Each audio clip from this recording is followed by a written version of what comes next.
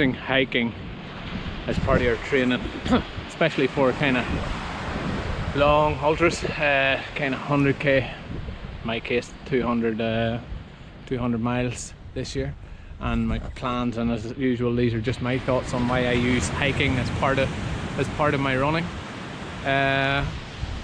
Look, to me there's a few reasons why I think hiking is critically important as part of the training process. And let's be honest, nobody's really, unless you're a bit of a freak, is going to run 200 miles without some sort of walking or hiking involved. So to me, I kind of accept that and realise that from early on, and think that if I train with hiking, then at least whenever them parts come, it's going to be useful. Other kind of reasons that I think kind of hiking is important is, you know, it gives you a chance. If you're going long, it gives you a chance to get in some real food and still keep moving. Gives your body a chance to adapt while you're taking on nutrition. So it does. So to me, that's kind of one of the situations that I would use it in. Obviously hills, if you're running for 4 days at a time, hills that you would normally run up and cruise up, not even big hills, but you might decide that walking's the best way to do it, and it probably is, more so for efficiency. It gives your body that chance to recover. Just, I suppose if you think of your body as an engine of a car, or you know, and every time you've got a set amount of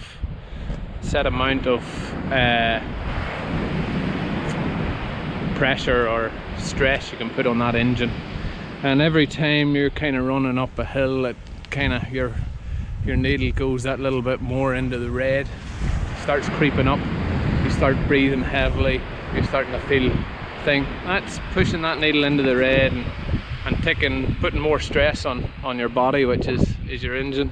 And sooner or later, the more stress that's on that engine, the sooner it's gonna blow and go to shit. So that's where hiking kind of comes in very useful, that you can kind of walk up hills at a fairly decent pace, lose a little bit of time, but keep your needle well down low, no pressure on the body, no stress on the body, or limited stress on the body, as opposed to running up it.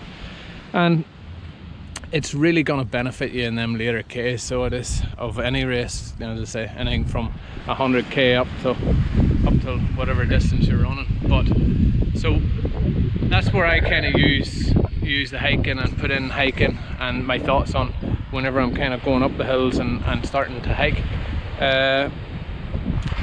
And I like to then train with it. So if I've had a tough week and the body's feeling really tight and really bad, usually you can still walk, usually you can still get out and hike. So it's a great way to use it as recovery along the way. So you would, you know, go out, do your 2 or 3 hours hiking in the hills. Great way to build strength. So you know, you're using your muscles, you're using your sticks if you have them, and it's just a great way to continue to get some fitness built up. Allows the body to recover, and you're still getting some strength into the legs and things like that.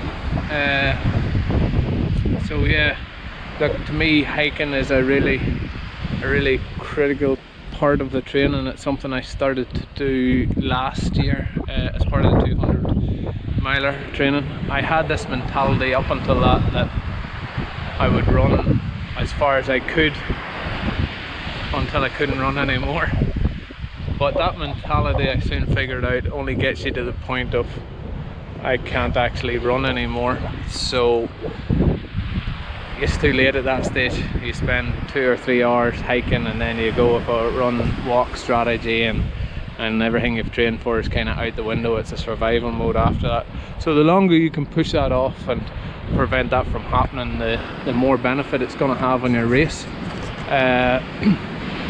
In theory, if I had started off last year with a really good hiking pace, didn't sleep much, I probably would have finished just as quick in the 200 miler than the parts that I run. I felt that I'd run a lot of the first kind of 140, 150k, so I didn't get it quite right. There was hills and sand dunes that I found myself running up that, looking back on it now, I probably shouldn't have.